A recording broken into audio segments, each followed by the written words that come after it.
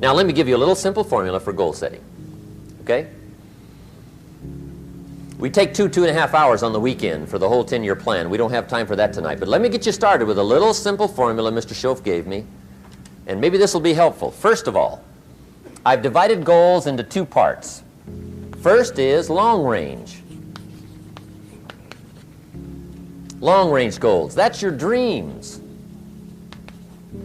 Your dreams for the next 3, 5, 10, 20, 30, 40 years. Actually, the rest of your life. Your dreams.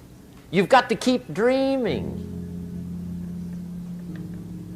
Ronald Reagan, president, said to the joint session of Congress a few weeks ago, "The Republic is a dream. And if we don't keep dreaming, we will lose the Republic."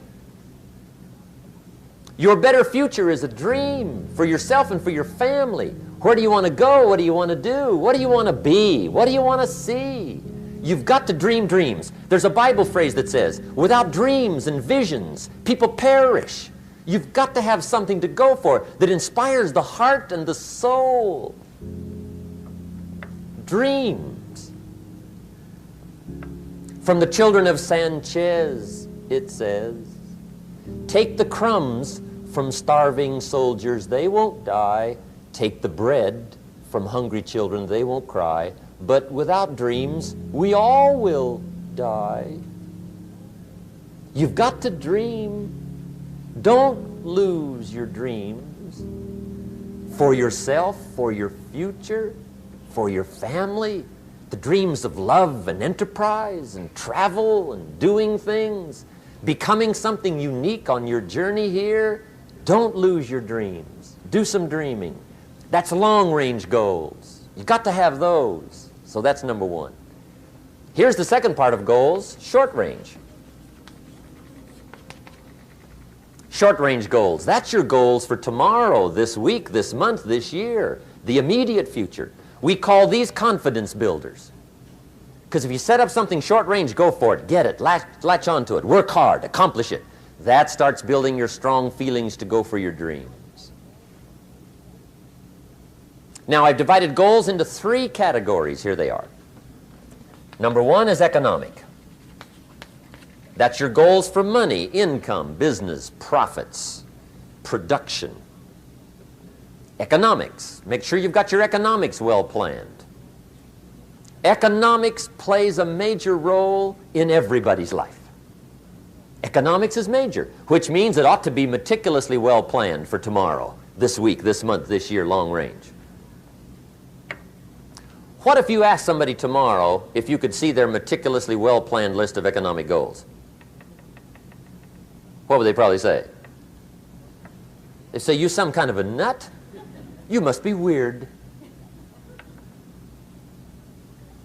Hey, I found out what success is. Success is doing what the failures won't do. Make sure you've got your economics well planned. It'll put you in the top 5%. One of the key little subjects we talk about on the weekend is the 7 fundamentals for wealth and happiness. And that's one of them, well-planned economics. It's a fundamental if you want to do well. Join the top 5%. Anybody in this room can join the top 5%, if you will. Okay. Now here's the second category of goals, things. Make a list of the things you want. And on my list of things, now I put everything. Little things as well as major things. Doesn't matter how small it is, it goes on my list. I used to just put major things, cars, homes. I don't do that anymore. I now load my list with everything. Everything. And the reason is, part of the fun of having a list is checking it off. That's it. Boy, at the end of the day, if you can go, got it, got it, got it, got it, got it, got it, whatever it is, right? You get into the habit. So load up your list, the things you want. Now, when you check off something major, celebrate. That's an important point to make. Celebrate your achievements. Live it up. Have a party when you reach something you've worked for a while. See, we all grow from 2 experiences. One is called the pain of losing. The other one is called the joy of winning. We need both of them. Amplify them as much as you can, which also means make losing painful. If you set up something, fooled around, didn't get it, put it on yourself. On the other side, if you did get it, congratulate yourself. Self-congratulations is a sign of maturity. Seeking congratulations is a sign of immaturity. But hey, winning and losing, see, that's what it's all about. That's the name of the game. Now, some people lead such mediocre lives, at the end of the day, they don't know whether they're winning or losing. They got no clue. Guy's just going through the day with his fingers crossed. There's a better way. Okay, here's the third category of goals, personal development. Put those goals together. Personal development goals. That's your goals to be stronger, more decisive, be a speaker, be a leader, learn a language, all kinds of skills. Okay. The whole weekend seminar was designed to improve all your skills so that you walk away more skillful. And that's what you want, the personal development skills. That's what attracts, that's what brings good things to your life, the person you become more skillful. Now, this is quite a package to work on. Economics, things, personal development. For tomorrow, this week, this month, this year, long range. Okay? That'll get you started. Now, here's the simple formula for setting goals. It goes like this. A, work on your goals. That's step one. Work on them. And I put the word work there deliberately. Setting goals is plain hard work. I don't want to kid you. We haven't come here tonight to kid each other. It's work. I know it's work. That's why a lot of people just let it slide. It's work. Many people work hard on their job, but they don't work hard on their future. They just let that slide. And the work involved is making plans. I know most people don't. I understand that. But don't let that be you. Guy says, well, yeah, you work where I work, but the time you struggle home, it's late. You got to eat a bite of supper, watch a little TV, get to bed. You can't sit up half the night. Plan, plan, plan. And the guy's behind. Good worker, hard worker, sincere. But you got to be better than sincere, working hard. You got to be better than a good worker. You got to be a good planner. Somebody once wisely said, the people who fail to plan are planning to fail. Well said. So work on your goals. Here's step two.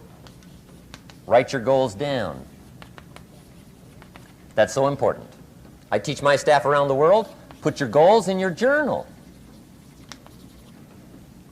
Because one of the major people you want to study is yourself. Say, here's the list of goals I put together 3 weeks ago. Here's the list of goals I put together 2 years ago. Here's some of the changes I made, rearrangement of my priorities. I scratched these off, I put these on, I've gotten these. Study your accomplishments, study what your desires are. Put them on paper, write them down.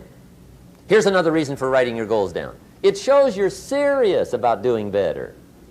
And to do better, you gotta get serious. You don't have to be grim, but you must be serious. Everybody hopes things will get better. Everybody hopes.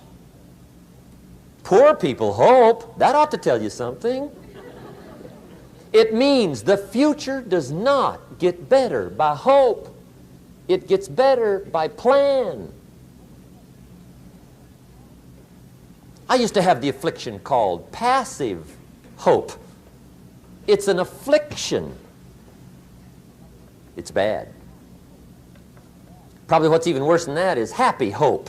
Now that is really bad. That's bad. Happy hope. The guy's 50 and he's broke and he's still smiling. See, that's not good. So get serious about your goals. Put them on paper. Write them down. There's all kinds. His goals, her goals, their goals. Business goals, financial independence goals, family goals. I mean, there's so many things to work on this that if you don't get busy and work on it, sure enough, the time will pass. And sure enough, 5 years from now, you'll wind up where you don't want to be, wearing what you don't want to wear, driving what you don't want to drive, being what you don't want to be. Now's the time to fix it. Now, here's the third step to your goals. Check the size of your goals and the kinds of goals. How big they are, what kind they are, affects you. And here's one of the important phrases of the evening. Your goals are affecting you, whatever they are. Your goals affect your handshake. Your goals affect your attitude, personality. Your goals affect the way you walk, the way you talk, the way you dress. All day long, we're being affected by our goals. Now, some people have goals, but they have such lousy goals. The effect is bad. I asked a guy one time, what are your goals for this month? The guy said, look, if I could just scrape up enough money to pay these lousy bills. That was his goal. I'm not saying it isn't a goal. It's a goal, but it's such a lousy goal, the effect is bad. You don't jump out of bed on Monday morning and say, oh boy, another chance to go out and scrape up the money to pay my lousy bills. See, you don't do that. Usually you say, oh, not another Monday.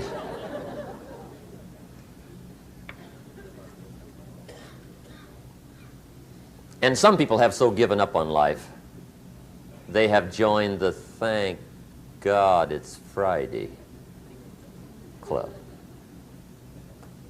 How sad. Surely those are the same people, when life is over for them, will say, thank God it's over.